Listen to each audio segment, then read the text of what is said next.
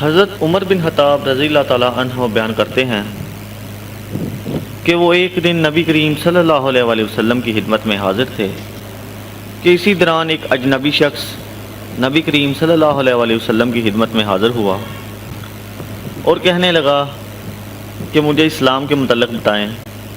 نبی کریم صلی اللہ علیہ وآلہ وسلم نے فرمایا، اسلام یہ ہے کہ تم گواہی دو کہ اللہ ایک ہے اور محمد صلی اللہ علیہ وآلہ وسلم اللہ کے رسول ہیں، اور یہ کہ تم نماز قائم کرو، زکوٰۃ ادا کرو، رمضان کے روزے رکھو، اور اگر استطاعت ہو تو بیت اللہ کا حج کرو۔ تو وہ شخص کہنے لگا، آپ نے سچ فرمایا۔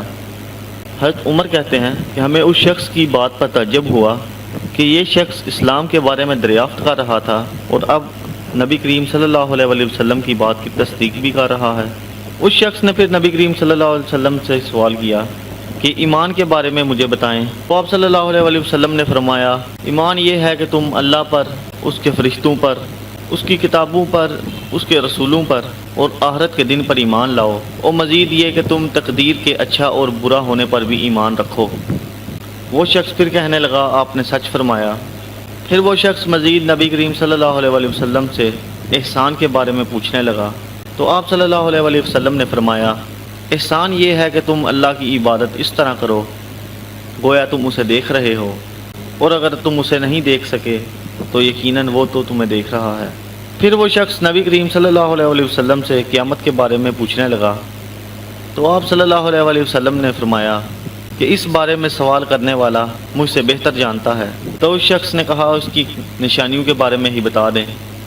تو آپ صلی اللہ علیہ وآلہ وسلم نے فرمایا، قیامت کی نشانیوں میں سے یہ ہے کہ لونڈی اپنی مالکہ کو جنم دے گی، اور یہ کہ تم ننگے پاؤں ننگے بدن بکریوں کے چرواہوں کو بلندوں والا عمارتوں پر فخر کرتے ہوئے دیکھو گے۔